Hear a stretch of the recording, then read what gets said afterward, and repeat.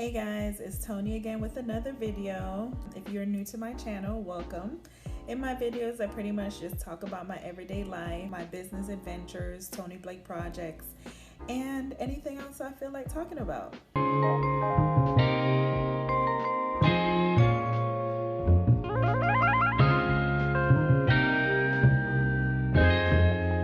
Ryan Little. In today's video, I'm going to talk about one of the things that I help my clients do because I do run a virtual assistant services. I love helping people launch their business. I love just helping people get organized, and everyone always asks me how I get everything that I need to get done.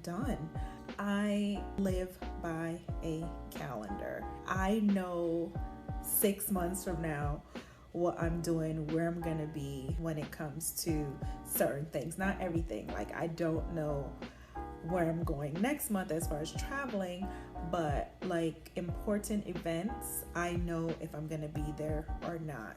I do make some sacrifices of missing some things so I don't compromise on other things. So that's one of the mistakes that people make.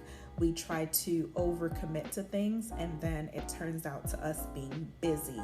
I am not a fan of that word, busy. I actually hate that word. I tell my clients and I preach it to myself. We make time for things that are important to us, right? Like I said, one of the first things that I live by is a calendar. A calendar.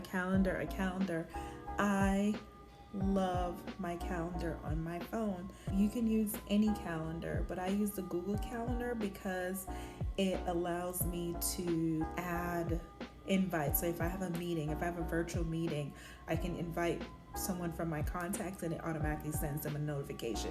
If I make a commitment to something, I immediately add it to my calendar. If you and I are on the phone and we're talking and we set plans for a date or we set plans for something, I put it on my calendar. It's funny because a friend of mine just reminded me of when we met and she walked into my house several years ago. She looked at my wall and saw the calendar and she was in shock, and she reminded me of it the other day. So on the calendar, I used to have all the kids' activities, school meetings, whether they had play dates, whether it was mommy-daughter day or mommy-son date. Everything was on the calendar. What they were having for dinner. Yes, sometimes that would be on the calendar because it just kept me more organized. So the kids knew what they were getting for dinner. Especially my kids, they didn't like eating out. Between me and my ex-husband, we would cook 5 to 6 meals every night. So it was good to, for them to see, kind of like what they do in school, right? Like, you had your school lunch, you knew if you wanted to eat that day. If not, you were bringing lunch or you're planning on buying lunch. So it's the same thing. Put everything on a calendar, even birthdays, guys. People wonder how I'm very big on birthdays, and people wonder how I'm so good at it. It's because in your contacts on your phone, there's an option to add someone's birthday. So I never miss a birthday. The second thing that I do with my clients or with myself is I am a fan of journals and books and notepads.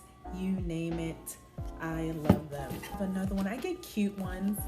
So I have one that has my company name and logo on it.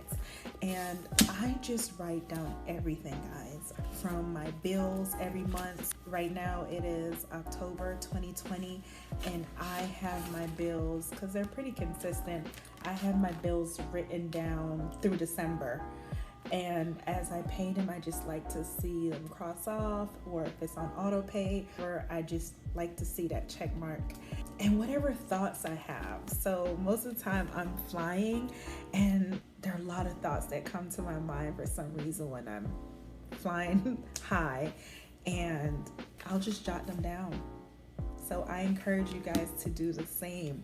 Whatever your thoughts are, just jot them down and go back and look at them and review them, and you'll be surprised. Sometimes I forget that I write something down, and then a couple months later I'm going back, I'm like, oh shoot, and then I'll revisit it because it was something that I really wanted to do, or I'll act on it. A lot of my business ideas come from this, so it just helps me to stay organized. So notepads.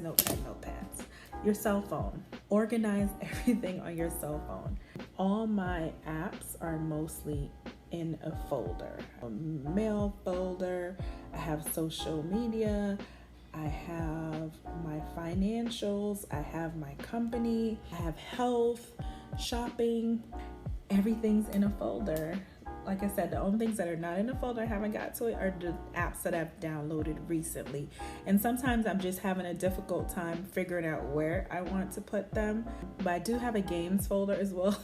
And I have Word Feud because I play it a lot. But I just have it on my home screen because it's one of my go-to when I just need to exercise my brain, think of words or whatever. So I strongly suggest you use the folders on your phone. The last thing I want to tell you about how I stay organized with my phone is under my productivity folder, I have the notes and reminders, and my notes, guys, are full. Kind of the same reason why I have these. So if I can't get to those, it's jotted down under my notes. So I have different notes, like all my passwords. Yeah. So we always attach to our phone, right? So make it work for us. There's so much that your phone can do other than making phone calls. Someone mentioned something, I have a folder for that I jot it down so I can go back and look at it when I'm less busy. Books. A lot of people recommend books. I love to read. My to-do list. Sometimes I do it. I try to do one the night before, so it kind of reminds me that the next day I'll look at it, okay, and prioritize. And I don't always get to everything on my to-do list, and that's okay, because then I roll it over to the next day because I know it needs to get done. Prioritizing is key. And the last trick I want to talk to you about is not really a trick, but a tip. I love Google Drive. I am a big fan of Google Drive. Kind of got away from Microsoft. Still use Microsoft for a lot of things. Google Drives just allows me to be so organized, and that's a tool that I use for a lot of my clients. So I have every single folder. I have client information, customer information, and you can do it too for your business. Get organized. Use Google Drive to get organized. Okay, you can create different folders, you can share it. So that's a lot of things that I would do if I create a folder for a client, so they can have access to it and I'm not duplicating the information. I just share that folder with them so they can see whatever it is that I'm doing for them or whatever it is I'm working on. And we can even collaborate at the same time, amending different documents. So Google Drive is a lifesaver.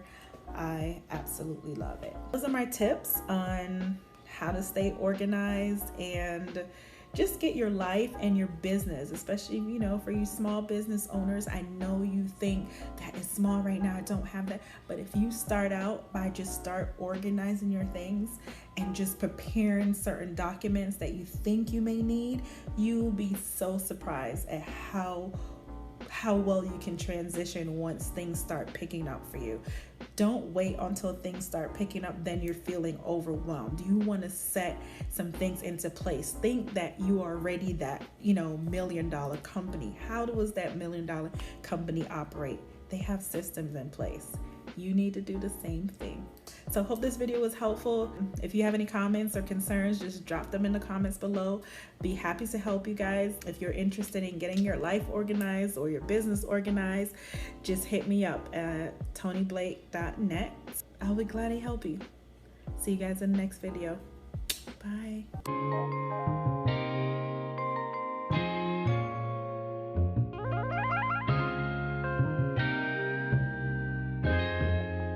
Ryan Little.